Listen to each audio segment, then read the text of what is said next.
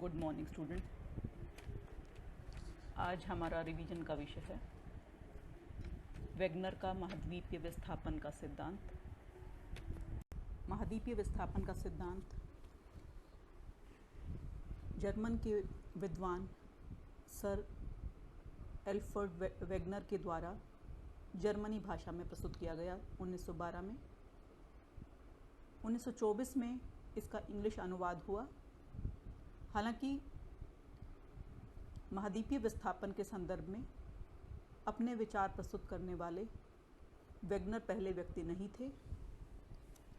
इससे पहले सन 1858 में एंटोनियो स्नाइडर और 1910 में F.G. टेलर ने भी महाद्वीपीय विस्थापन के संदर्भ में अपने विचार प्रस्तुत किए थे, परंतु इस विचारधारा का श्रेय वेगनर को ही जाता है, क्योंकि उन्होंने कई प्रमाण एकत्रित करके अपनी इस विचारधारा को स्पष्ट रूप प्रदान किया। वेगनर की ये विचारधारा महाद्वीपों की उत्पत्ति और उनके वितरण के संदर्भ में है। हालांकि पहले बताया जा चुका है कि एल्फ्रेड वेगनर एक जर्मन जलवायुवेत्ता थे और 1912 में जो है उन्होंने महाद्वीपीय विस्थापन का सिद्धांत प्रस्तुत किया। 1922 में ये सिद्धांत जर्मनी भाषा में उनकी एक पुस्तक प्रकाशित हुई थी, उसमें उसका उल्लेख हुआ। उसके बाद 1924 में इसका अंग्रेजी अनुवाद हुआ। तो अब जिक्र करते हैं कि इस विचारधारा के उद्देश्य क्या थे, विचारधारा प्रस्तुत करने के पीछे क्या उद्देश्य थे।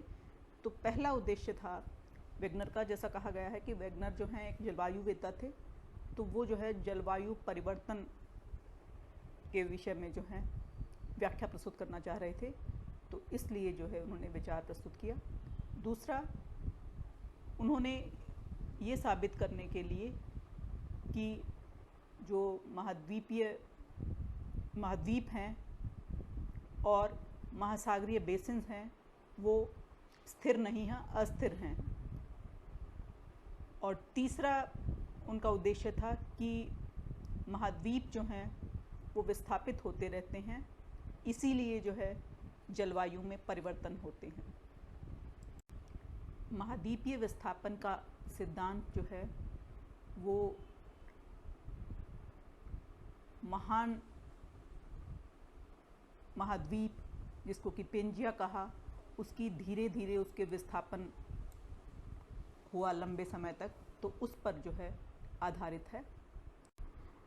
वेगनर पृथ्वी की जलवायु संबंधी परिवर्तनों की समस्या को सुलझाने में लगे हुए थे और उसके लिए आंकड़े एकत्र कर रहे थे। तो उनको भूमंडल पर बहुत से ऐसे प्रमाण मिले जिन्होंने ये सोचने पर मजबूर किया कि एक ही स्थान पर समय समय में जलवायु परिवर्तन हुए।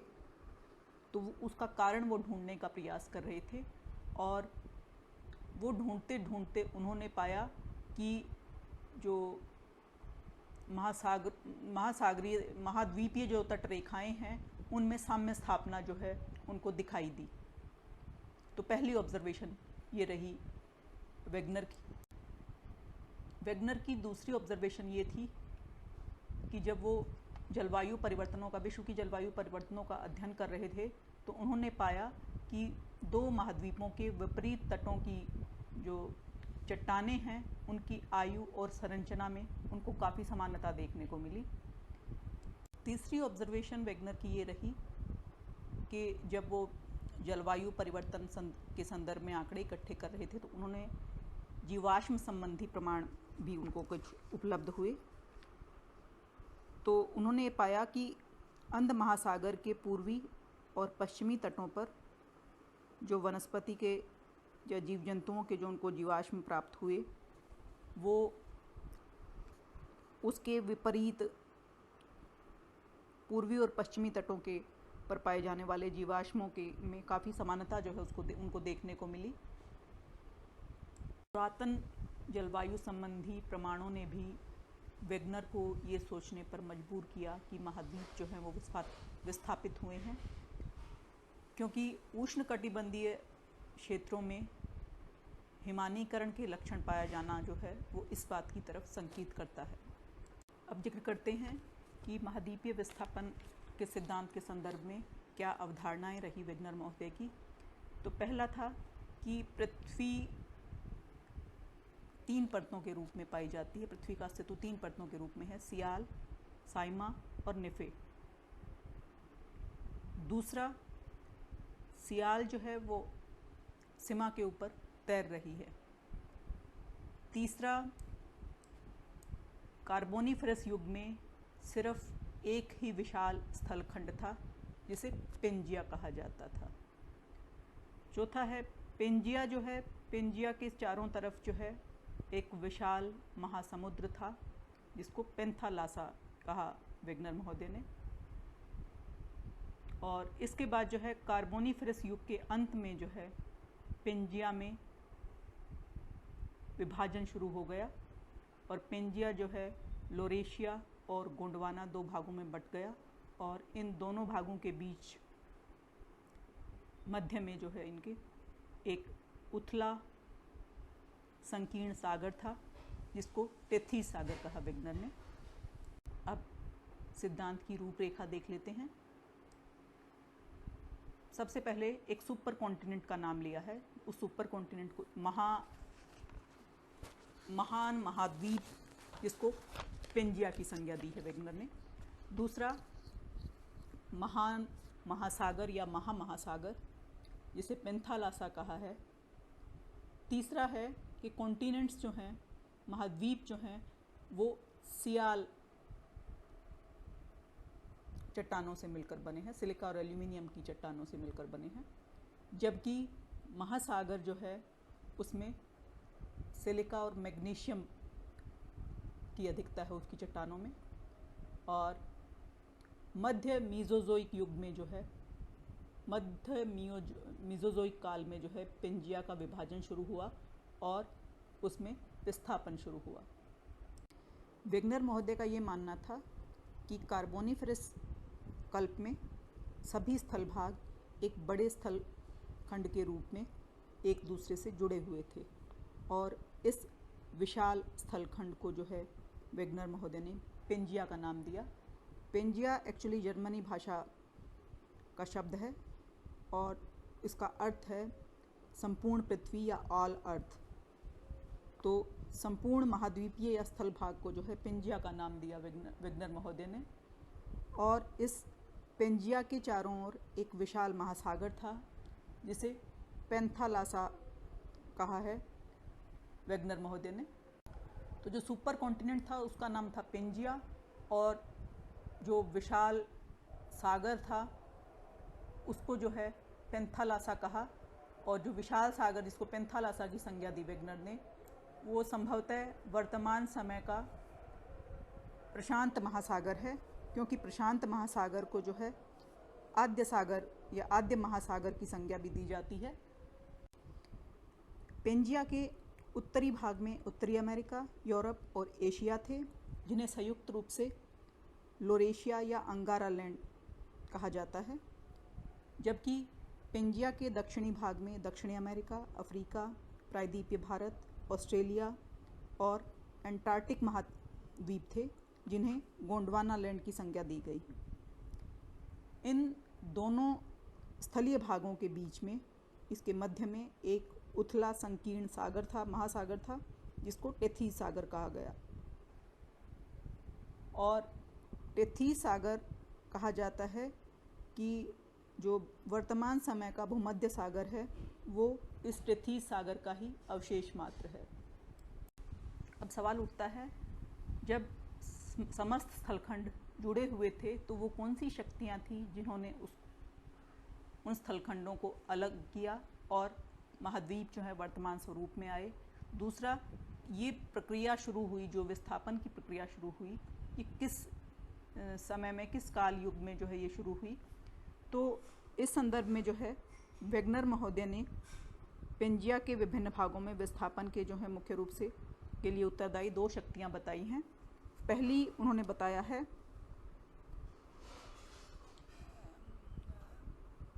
प्लावनशीलता का बल या फोर्स ऑफ बायंसी, और इसके अधीन जो विस्थापन हुआ, इस शक्ति के कारण, इस बल के कारण जो विस्थापन हुआ वो भूमध्य रेखा की तरफ विस्थापन हुआ है। और दूसरा बल जिसका उल्लेख किया है महाद्वीपीय वैगनर ने, वो है ज्वारीय बल या टाइडल फोर्स। तो टाइडल फोर्स या ज्वारीय बल के अधीन जो विस्थापन हुआ है वो पश्चिम दिशा की तरफ विस्थापन हुआ है। तो इनका उल्लेख करते हैं। पहला है प्लावनशीलता का बल। वैगनर का ये मानना था कि महाद्वीप जो हैं वो कम घनत्व वाले पदार्थों से मिलकर बने हुए हैं, जिसको सियाल का नाम दिया, और वो कम घनत्व वाले पदार्थ अधिक घनत्व वाले सीमा के ऊपर स्वतंत्र रूप से तैर रहे हैं। उनके ऊपर जो है गुरुत्वाकर्षण और प्लवनशीलता का बल अपना अपना प्रभाव डालते हैं, जिसके अधीन महाद्वीप भूमध्य रेखा की तरफ विस्थापित होते हैं। यह विस्थापन तैरते हुए स्थल भाग के गुरुत्वकेंद्र और उसके प्लवनशीलता के केंद्र के संबंधों पर आधारित है। आमतौर पर ये बल जो हैं विपरीत दिशा में काम करते हैं, परंतु चूँकि हमारी पृथ्वी गोलाकार न होकर अंडाकार है, इसलिए ये बल प्रत्यक्ष रूप से विपरीत दिशा में नहीं होते हैं। तो अगर प्लवनशीलता बिंदु गुरुत्व केंद्र के नीचे होता है तो गति जो है भूमध्य रेखा की तरफ होती है। तो इस तरह से जो इस बल के प्रभावाधीन विस्थापन हुआ है वो भूमध्य रेखा की तरफ विस्थापन हुआ है। दूसरा बल जो उल्लेख किया वैगनर महोदय ने वो था ज्वारीय बल। तो वैगनर का मानना था कि महाद्वीपों के विस्थापन का दूसरा कारण जो है वो ज्वारीय बल है। ज्वारीय बल उत्पन्न होता है सूर्य और चंद्रमा की गुरुत्वाकर्षण शक्ति के कारण जो है पृथ्वी पर यह बल उत्पन्न होता है। और वैगनर का ये मानना था कि जब चंद्रमा की घूर्णन गति जो है तीव्र रही होगी, उस समय जो है ये ज्वारीय बल जो है वो भी अधिक प्रबल रहा होगा। पृथ्वी पश्चिम से पूर्व की ओर घूमती है, तो ज्वारीय शक्ति जो है पृथ्वी के घूर्णन को रोकने का काम करती है। तो फलस्वरूप महाद्वीपीय भाग घूर्णन में पृथ्वी का साथ नहीं दे पाते और वो पीछे रह जाते हैं। तो इस प्रकार स्थल भाग जो है वो पश्चिम की तरफ विस्थापित हुए होंगे। तो इस तरह से इन बलों के प्रभावाधीन जो है पृथ्वी का कुछ भाग भूमध्य रेखा की तरफ और कुछ भाग जो है पश्चिम दिशा की तरफ खिसकने लग गया। और यह विस्थापन की प्रक्रिया जो है वो आज से लगभग 30 करोड़ साल पहले अंतिम कार्बोनिफरस युग में शुरू हुई। तो इस विस्थापन की प्रक्रिया के दौरान जो है पेंजिया ने टूटना शुरू कर दिया। पेंजिया टूटना शुरू हो गया। उत्तर में स्थित भाग जो है लोरेशिया और दक्षिण में स्थित गोंडवाना जो है वो एक दूसरे के नज़दीक आ गए और टेथीस सागर का आकार जो है वो छोटा हो गया। इसके बाद प्रायद्वीपीय भारत ने भी उत्तर की तरफ खिसकना शुरू कर दिया। लगभग 15 करोड़ साल पहले पूर्व इओसिन युग में उत्तरी अमेरिका और दक्षिणी अमेरिका के पश्चिम दिशा में खिसकने से अंध महासागर लगभग 1000 किलोमीटर चौड़ा हो गया। प्रायद्वीपीय भारत के उत्तर की ओर खिसकने से हिंद महासागर का विस्तार भी बढ़ा और इसी समय जो है प्रायद्वीपीय भारत खिसकते खिसकते एशिया के दक्षिणी तट से केवल 3200 किलोमीटर दूर रह गया। तो इस तरह से लगभग 5-6 करोड़ वर्ष पूर्व प्लेस्टोसीन युग में महाद्वीपों ने वर्तमान स्थिति से लगभग मिला जुला आकार धारण कर लिया। अंध महासागर का आकार और बड़ा हो गया। ग्रीनलैंड जो है यूरोप से अलग हो गया। प्रशांत महासागर का आकार छोटा हो गया और इस तरह से महाद्वीप जो हैं अपनी वर्तमान स्थिति में आ गए। तो ये था महाद्वीपीय विस्थापन का सिद्धांत, इसके उद्देश्य, अवधारणाएं, इसकी रूपरेखा और विस्थापन का स्वरूप क्या था, आज के लेक्चर में किया हमने। अगले लेक्चर में हम इस वैगनर के महाद्वीपीय विस्थापन के सिद्धांत की समीक्षा करेंगे। धन्यवाद।